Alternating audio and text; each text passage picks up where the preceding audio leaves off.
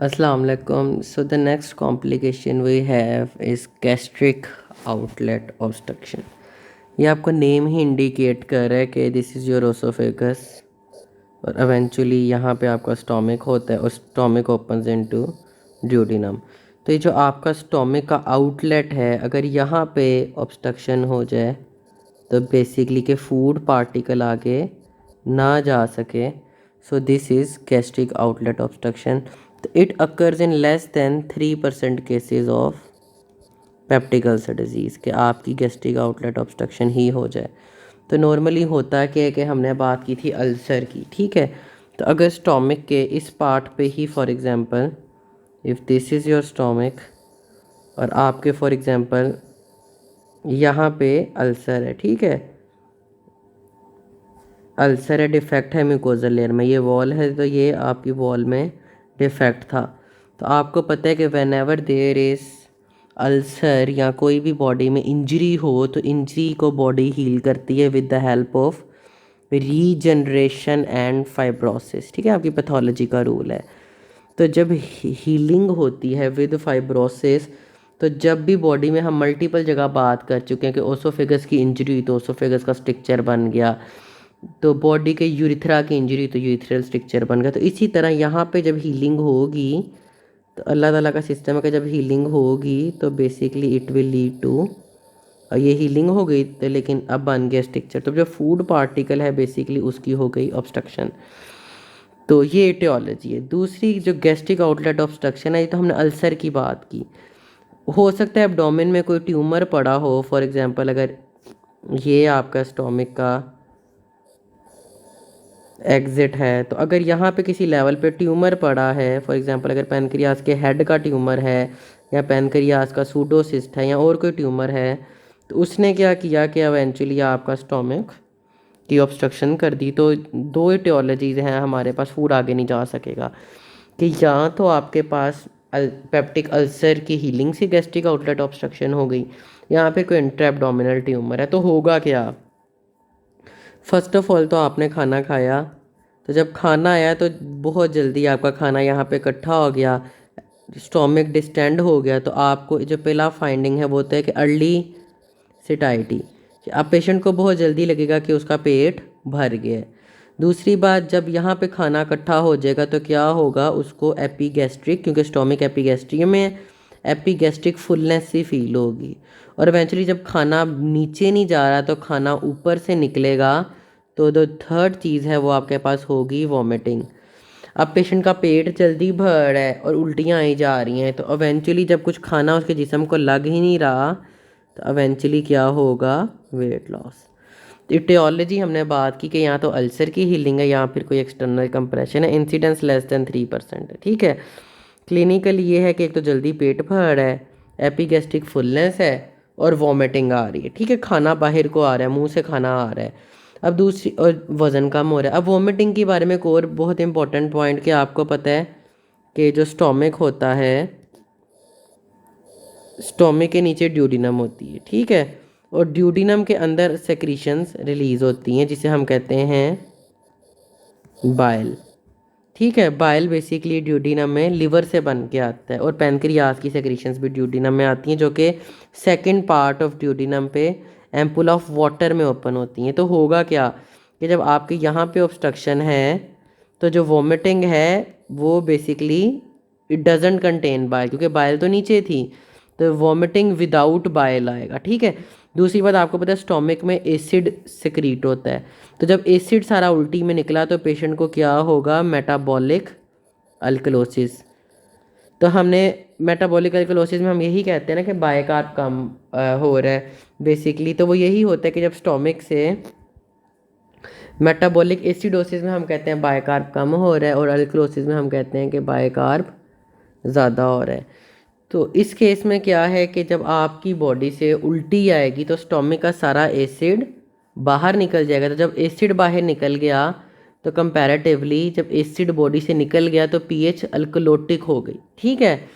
तो metabolic alkalosis, फिर stomach में पोटेशियम होता है, जब पोटेशियम निकल जाता है स्टोमिक की सेक्रीशंस में तो हाइपोकलीमिया, और तीसरी बात जो आप खा रहे हो वो निकल रहा है तो इवेंचुअली डिहाइड्रेशन डिहाइड्रेशन। तो ये कॉम्प्लिकेशंस भी हमारी कवर हो गई गैस्ट्रिक आउटलेट ऑब्स्ट्रक्शन की। हमने बात की कि इंसिडेंस लेस देन 3% है। एटियोलॉजी है कि यहाँ तो हीलिंग से इन्फ्लेमेशन और फाइब्रोसिस स्ट्रक्चर बन गया है ड्यूडिनम अल्सर्स का। और दूसरी बात हमने कहा कि यहाँ तो कोई इंट्राएब्डोमिनल मैस है जो कि जो स्टोमिक के आउटलेट को कंप्रेस कर रहा है। फिर उसके बाद हमने बात की कि खाना नीचे नहीं जाएगा तो पेट जल्दी भर जाएगा। मरीज़ कहेगा भूख नहीं लगती, पेट जल्दी भर जाता है। यहाँ पे बोझ सा पड़ता है एपिगैस्ट्रियम पे हाथ रख कर, उल्टियाँ आती हैं। और जो उल्टी हैं वो बाइल उसमें नहीं होती, तो जो वो उसमें बेसिकली फूड पार्टिकल्स ही होंगे, बाइल नहीं होगी, ग्रीन कलर की नहीं ऐसा होगी।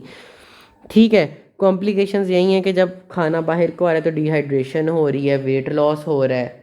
दूसरी बात है कि पोटेशियम बाहर निकल रहा है, हाइपोकलीमिया, एसिड बाहर निकल रहा है, तो अल्कलोसिस। तो इन्वेस्टिगेशन आपको इसी स्टेज पे तो नहीं पता कि भाई क्या मसला है, तो आप बेरियम स्वॉलो करवाते हो या फिर एंडोस्कोपी करते हो। वही डिस्फेजिया के हिसाब से आप देखते हो कि यार मसला क्या है, खाना नीचे क्यों नहीं जा रहा। तो इवेंचुअली सिटी स्कैन, जिस तरह बाकी पेप्टिक अल्सर कॉम्प्लिकेशंस परफोरेशन के लिए भी जो मोस्ट स्पेसिफिक थी, सिटी स्कैन आपको एग्जैक्ट बता देगी कि परफोरेशन, और एग्जैक्ट आपको बता देगी गैस्ट्रिक आउटलेट ऑब्स्ट्रक्शन का कि ये नैरोइंग हुई हुई है स्टोमिक के आउटलेट की। ठीक है, तो बेरियम, एंडोस्कोपी और सिटी स्कैन। एंडोस्कोपी जब आप लेके जाओगे तो स्टोमिक के बाहर आपको जो ओपनिंग, जो स्टोमिक से ड्यूडिनम में चैनल जा रहा है वो आप देखोगे बड़ा नैरो हुआ है। और बेरियम जब करोगे तो बेरियम कंट्रास्ट बड़ी नैरो होके पास करेगी पाइलोरस से, मतलब स्टोमिक से ड्यूडिनम में। तो ये आपको इंडिकेशन है, सिटी स्कैन पे आपको एग्जैक्ट ऑब्स्ट्रक्शन का पता चल जाएगा। बाकी कुछ क्रूड मेथड भी हैं, जिस तरह आप अगर एनजी डालते हो, एनजी हम कहते हैं नेजो गैस्ट्रिक ट्यूब, तो नाक से अगर ट्यूब डालते हो और आप उसको एस्पिरेट करते हो, तो अगर आपको 200 ml से ज़्यादा एस्पिरेट आ रहा है तो नॉर्मली तो इतना एस्पिरेट नहीं आना चाहिए, खाना नीचे चले जाना चाहिए। लेकिन अगर 200 ml से ज़्यादा एस्पिरेट आ रहा है तो ये भी आपकी इंडिकेशन है, ये भी आपको इंडिकेट करता है कि it can B gastric outlet obstruction.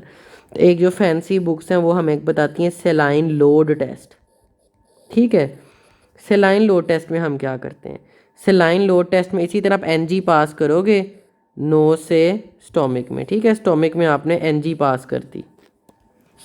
मैं थोड़ा आपको साफ सुथरे तरीके से एक्सप्लेन करता हूँ। ठीक है, for example this is your oral cavity, ऊपर आपका नोज़ है। ठीक है, आपने यहाँ से एनजी ट्यूब पास की जो कि जा रही है आपके स्टोमिक में। ठीक है, अब स्टोमिक में आगे है ऑब्स्ट्रक्शन, नैरो हुआ है। तो सेलाइन लोड में आप क्या करोगे, आपने एनजी जो पास की है ट्यूब, आप इनिशियली यहाँ से 750 ml नॉर्मल सेलाइन देते हैं। ठीक है, 750 ml नॉर्मल सेलाइन नीचे इंसर्ट करेंगे, जो कि तकरीबन 3 लीटर के 3 ग्लासेस के तकरीबन बनता है। 1 ग्लास 250 ml का होता है। हम कहते हैं 1 लीटर कोक तो उसमें 4 ग्लास होते हैं। तो 750 ml नॉर्मल सलाइन आपने दिया। अब जो सलाइन था वो सारा आपके स्टोमिक में इकट्ठा हो गया 750 ml। तो अब इसी को आपने दोबारा एस्पिरेट करना है, आपने देखना है कि कितना वापस आता है। तो नॉर्मली तो ये सारा फ्लूइड, मोस्टली फ्लूइड नीचे चले जाना चाहिए था, लेकिन जब आप एस्पिरेट करोगे तो अगर एस्पिरेट 400 ml से ज़्यादा आपका एस्पिरेट आ गया विद इन 30 मिनट्स, आपने 30 मिनट्स तक के बाद आपने किया, लेकिन अभी भी 400, आपने 750 ml दिया था तो अभी भी 400 ml एस्पिरेट आ रहा है। तो अगर 400 ml एस्पिरेट आ रहा है तो ये भी इंडिकेशन है कि आपको गैस्ट्रिक आउटलेट ऑब्स्ट्रक्शन है पेशेंट को, इसीलिए सेलाइन आगे नहीं जा रहा। तो इस तरह से हम बेसिकली डायग्नोस कर लेंगे पेशेंट को as a case of gastric outlet obstruction. So incidence occurs in less than 2% cases of gastric ulcer. तो होता कि जब अल्सर हील करते तो आप देख रहे हैं कि ये नैरविंग हुई हुई है। ठीक है, गैस्ट्रिक आउटलेट की नैरविंग हो जाती है। Least commonly it is seen with peptic ulcer. बाकी जो आपके पास कैंसर्स हैं लाइक स्टोमिक का अपना कैंसर, अगर यहाँ पे कैंसर ग्रो कर जाएगा तो आगे नहीं जाएगा। यहाँ कोई ड्यूडिनम की कंप्रेशन हो रही है बाय इंट्राएब्डोमिनल ट्यूमर्स। क्लिनिकल फाइंडिंग्स वही कि अर्ली स्टाइटी, पेशेंट का पेट जल्दी भर जाएगा, एपिगैस्ट्रिक फुलनेस, नोजिया, वॉमिटिंग। तो एब्सेंस ऑफ बाइल इन वॉमिटस, ये मैं एक्सप्लेन कर चुका हूँ कि बाइल में जो वॉमिटस है उसमें बाइल क्यों नहीं आएगा, क्योंकि बाइल तो नीचे ड्यूडिनम में रिलीज हो रहा है, weight loss. Complications are the dehydration, hypokalemia and metabolic alkalosis. Succussion splash can be heard. अगर आप एपिगैस्ट्रियम में आप स्टेथ रखें ना तो आपको स्प्लैशिंग लिक्विड की साउंड आएगी, जैसे लिक्विड स्प्लैशिंग हो रही है, तो that is called succussion splash. In most cases NG aspirate greater than 200 ml of foul smelling fluid establishes the diagnosis. ये भी मैं आपको एक्सप्लेन कर चुका हूँ कि अगर आप एनजी डालोगे और आप एस्पिरेट करते हो 200 ml से ज़्यादा आता है तो it is an indication of gastric outlet obstruction. Workup में आप बेरियम स्वोलो, अपर जीआईटी एंडोस्कोपी और सिटी स्कैन कराएंगे। और सेलाइन लो टेस्ट भी मैं एक्सप्लेन कर चुका कि एम्प्टी स्टोमिक में आपने एनजी ट्यूब डालनी है और एनजी ट्यूब से आपने 750 ml सेलाइन डालना है। जो 750 ml सेलाइन डाला है नीचे, उसको फिर आपने करना है एस्पिरेट 30 मिनट्स बाद। तो अगर 400 ml से ज़्यादा एस्पिरेट आ रहा है तो आपका डायग्नोसिस कंफर्म। लैब्स आपने वही करानी है। सीरम इलेक्ट्रोलाइट्स आपको बेसिकली बता देगा पोटेशियम का कि हाइपोकलीमिया तो नहीं है। एबीजीज आपको बता देंगी मेटाबॉलिक अल्कलोसिस का। और सीबीसी हम वैसे ही करा लेते हैं पेशेंट का इन्फेक्शन और बाकी एलिमेंट्स को एचबी वगैरह देखने के लिए। तो जो मैनेजमेंट है हमारे पास गैस्ट्रिक आउटलेट ऑब्स्ट्रक्शन, सब मैनेजमेंट बेसिकली तो आप जब पेशेंट आपके पास अगर तो एमरजेंसी में प्रेजेंट करते हैं, कुछ खाना नीचे नहीं जा रहा, तो सबसे पहले तो आपने एनजी पास करनी है। तो जो एनजी पे आपकी जो गैस्ट्रिक आउटलेट ऑब्स्ट्रक्शन हुई है तो आपके यहाँ पे सारा फूड इकट्ठा हुआ है। तो जब आप नेज़ो गैस्ट्रिक ट्यूब नाक से गले में ट्यूब डालोगे और ये सारा आप एस्पिरेट कर लोगे, ठीक है। उसके स्टोमिक को डीकम्प्रेस करोगे थ्रू एनजी एस्पिरेशन, ठीक है। नाक से ट्यूब डाल के सारे स्टोमिक को डीकम्प्रेस करना है। तो सबसे पहले नेज़ोगैस्ट्रिक डीकम्प्रेशन। फिर हमने कहा था कॉम्प्लिकेशंस होती हैं, तो डिहाइड्रेशन के लिए आप सलाइन दे दोगे, ठीक है। Isotonic saline for fluid replacement. Hypokalemia होता है तो पोटेशियम रिप्लेस कर दोगे। एबीजीज पे अगर मेटाबॉलिक अल्कलोसिस हो तो ऐसा उसका हमें कुछ भी नहीं करना पड़ता, क्योंकि बॉडी खुद ही मोस्टली कंपनसेट कर लेती होती है, ठीक है, खुद ही ठीक हो जाता होता है। तो नेज़ोगैस्ट्रिक डीकम्प्रेशन करने के पेशेंट बेहतर फील कर रहे हैं, उसको जो बोझ फील हो रहा है, जो डिहाइड्रेशन हुई है, उसके लिए आप नॉर्मल सलाइन 0.9% नॉर्मल सलाइन का फ्लूइड दे दोगे। आप उसका पोटेशियम रिप्लेस कर दोगे। पोटेशियम रिप्लेसमेंट एक पूरा अलग सा टॉपिक है जो कि हम नेफ्रोलॉजी में पढ़ेंगे। और साथ प्रोटोन पंप इनहिबिटर, क्योंकि जितना अल्सर बनेगा उतनी ज़्यादा हीलिंग होगी, उतनी ज़्यादा फाइब्रोसिस, तो आपने प्रोटोन पंप इनहिबिटर भी लाजमी देने हैं। So management includes nasogastric decompression, isotonic saline for fluid replacement, potassium replacement, मतलब हम बेसिकली डिहाइड्रेशन थी तो हमने उसको ठीक कर दिया, पोटेशियम था उसको हमने रिप्लेस कर दिया, प्रोटोन पंप इनहिबिटर दे दिए, दोबारा ना दे। और अगर तो पेशेंट का बहुत ज़्यादा वेट लॉस हो तो आपको न्यूट्रिशनल सपोर्ट भी आप प्रोवाइड करते हो। डाइट्रिशन से न्यूट्रिशनिस्ट को कंसल्टेशन कर लेते हो और वो फिर उसका डाइट प्लान करता है, जिससे उसकी वो अलग पूरा टॉपिक है न्यूट्रिशनल सपोर्ट का। तो आप उसकी फिर डाइट को आहिस्ता आहिस्ता बिल्ड करके उसकी बॉडी को नॉर्मलाइज करते हो। लेकिन अब इस ऑब्स्ट्रक्शन का भी तो कुछ करना है ना, तो इवेंचुअली आपको 75% केसेस में मैनेजमेंट चाहिए होती है। तो हमारे पास 3 ऑप्शंस हैं।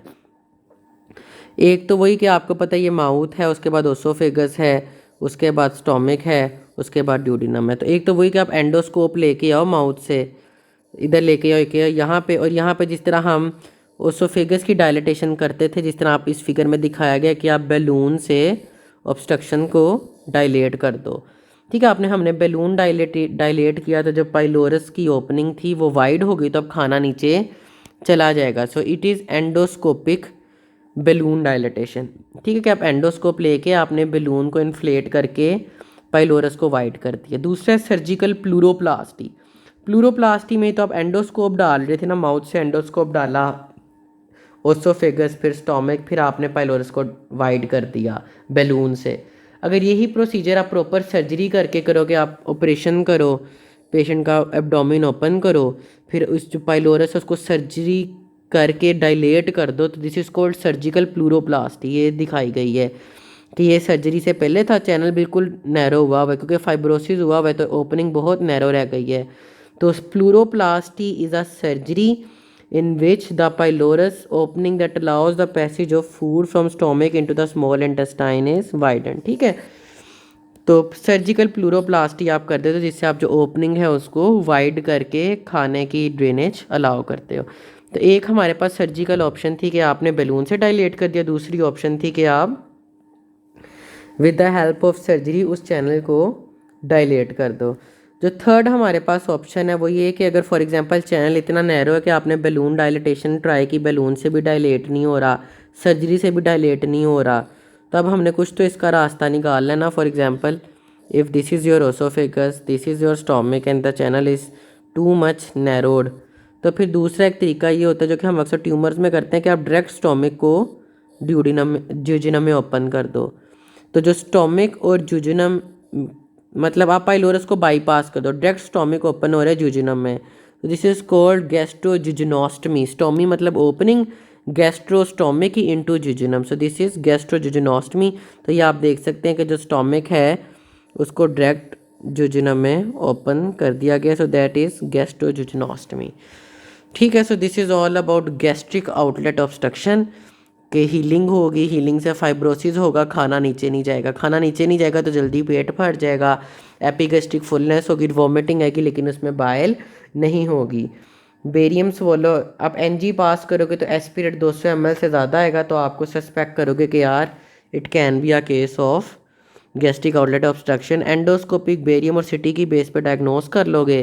पेशेंट का पहले तो स्टोमक डीकम्प्रेस करोगे with the help of NG decompression, उसको फ्लूइड दोगे क्योंकि पेशेंट डिहाइड्रेटेड होगा। अगर पोटेशियम कम है तो पोटेशियम रिप्लेस करोगे।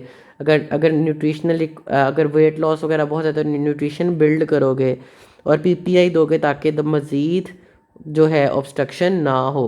उसके बाद आपको 75% केसेस में अगर नहीं रिजॉल्व करा तो you will have to go for other option. तो उसमें या तो एंडोस्कोपी से बैलून से डायलेट कर दोगे पाइलोरस को, या फिर आप सर्जिकली उसको स्टोमक के चैनल को सर्जरी करके ओपन कर दोगे पाइलोरस को कि फूड स्टोमक से ड्यूडेनम में चला जाए। तीसरी ऑप्शन है कि डायरेक्ट स्टोमक को जुजिनम में ओपन कर दें, which is gastrojejunostomy. So this is all about gastric outlet obstruction. Thank you.